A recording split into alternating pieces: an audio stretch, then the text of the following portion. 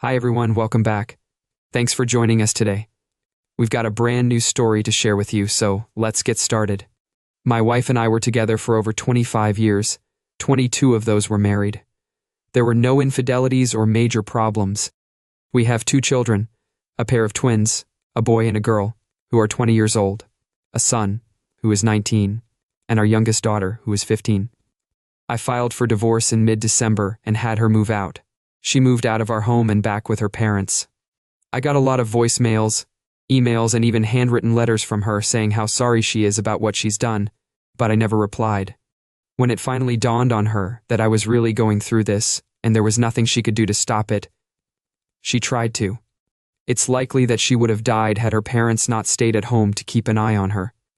From what I've been told, she tried to overdose on pills, but no one knows where she got them in the first place. Her infidelity apparently became fully physical only recently, late November or early December. But even before that, she was emotionally cheating for at least a few months. I don't care to find out how long it has been since. It wouldn't really help me in any way, since it was a married man with whom she had the affair. I've already informed his wife, so he's getting divorced too. On top of that, they met at work, and I assume they used work time to start the affair. For those who are going to ask, how did you find out? The answer is, I didn't. Our son and daughter, the twins, saw their mother kissing with the other man in public. The place in question isn't somewhere any of us usually pass through. Then they proceeded to inform me. I started digging around and found more than enough evidence of a prolonged affair. I don't have many deal breakers. I believe that marriage is something that requires continuous effort to maintain. It's essential to contribute to keeping it alive and well. However, I will not overlook or forgive cheating. It's about disrespecting the time you spent together and the shared life you built.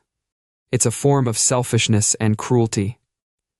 I'm sharing this with you to help you understand my perspective. She came to me immediately, looking sorry and remorseful. But she wasn't. She only started crying and sobbing once she got caught. To me, that's worthless. It's easy to cry when your mistakes are put under the spotlight. But before all this, I've never noticed anything remorseful about her or any sign of guilt. I just can't live with someone like that. Thankfully, all of the kids were really supportive and understanding when I told them I was going to divorce their mother. Our youngest cried more than I did, but I said I was doing the right thing for all of us. She did ask me if she could live with me, but I told her that the other 3 already have places of their own. I told Choice that she didn't even have to ask. I think that's the best thing to do in this situation. Having the kids there shows me that not all of those years spent with my wife were wasted. Whatever she's like now, I can at least be grateful for our children. If nothing else, I love them more than anything. Unfortunately, nearly everyone we know, except for the friends who are already family, is trying to get me to stop the divorce and talk to her, go into counseling, or do some other nonsense. This is especially the case after the suicide attempt. I've cut all forms of communication with them, sadly, which includes the in-laws. I've also had to cut off contact with the law, who I've loved since I'm an orphan. I saw them as the family I never had. They've tried to get in touch through their grandkids, which has soured them on visiting their grandparents in the near future. The kids tell me they love them, but they just can't be around them at this time because they're being so overbearing. They've distanced themselves from their mother, though they're still in touch. I'm in therapy myself, going through some counseling. For all that's happened, I feel nothing when I look back at finding out about all this.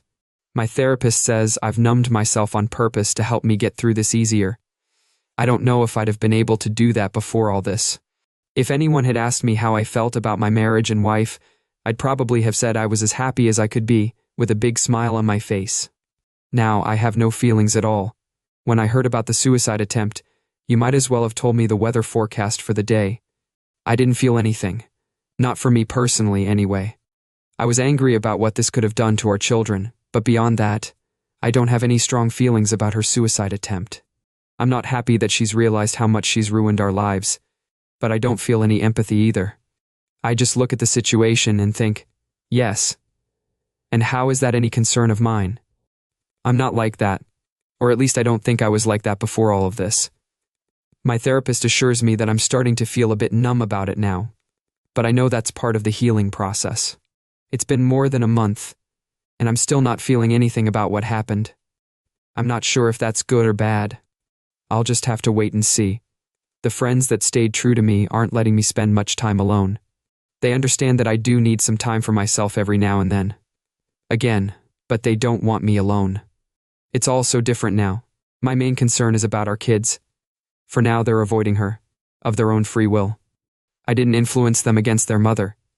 They just don't want to talk to her much. Our youngest has been affected the most by their mother's infidelity.